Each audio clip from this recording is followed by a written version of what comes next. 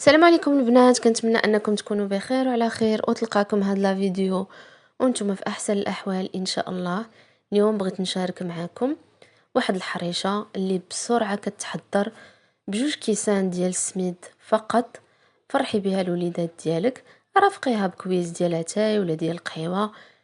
المهم راه كتجي غزاله وكما كتشوفوا مشقه، والمذاق ولا اروع.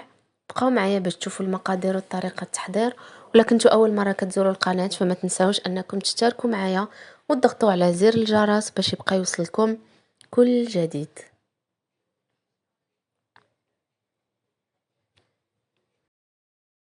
على بركه الله غادي ناخذ واحد البول، غندير فيه جوج كيسان ديال السميده رقيقه اللي كنديروا بها الحرشه. غنضيف عليه واحد القبيصه ديال الملحه، واحد ساشي ديال نكهه الفاني، وربع كاس ديال السكر سنيده. غادي نخلط هاد المكونات مع بعضياتهم،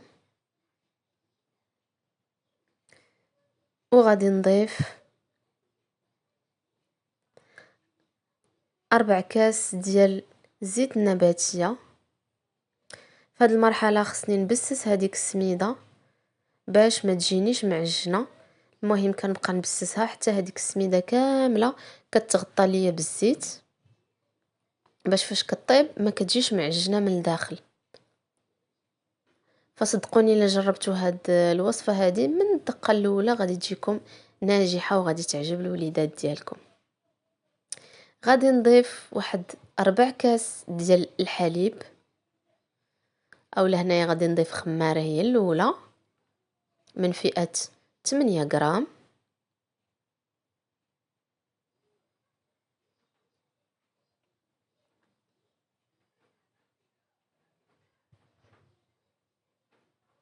ربع كاس ديال الحليب،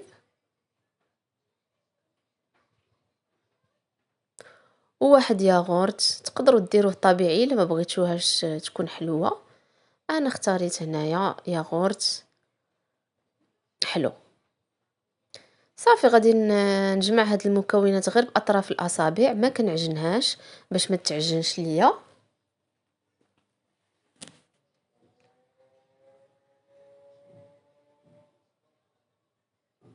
هنايا ضفت شويه ديال الحليب حيت جاتني مازال عاقده. صافي من بعد ما غادي نجمعها كنخليها واحد 5 دقائق كتشرب، وكنضيف عليها هنايا شوكولا فيرميسيل،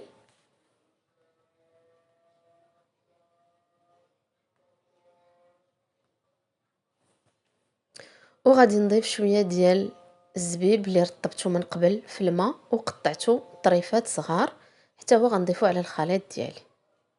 صافي دابا غادي ندوز باش نحضر الطاوه ديالي اللي غندخل الفران. الفران كيكون مشعول عفوا على 200 درجه من الفوق ومن التحت، خصو يسخن مزيان. هنا خديت السميده وكنبدا ندير كويرات صغار، المهم على حساب نتوما قداش بغيتوهم، وكنديرهم في هذيك السميده وكنوضعهم في الطاوه اللي غطيتها بالبابي كويسه.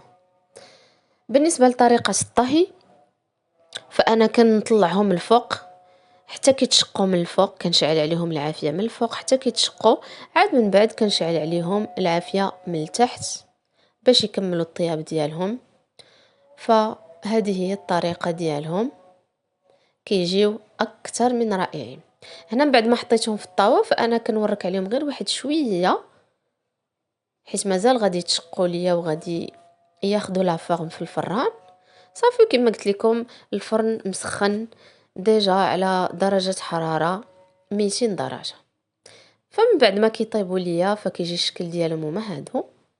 نتمنى ان الوصفه ديال اليوم تنال الاعجاب ديالكم وتجربوها وتخليو ليا لي كومونتير الغزاله ديالكم فكنقراهم كاملين. خليكم على خير، على بروشين فيديو ان شاء الله، وما تنسوش انكم تفعلوا الجرس.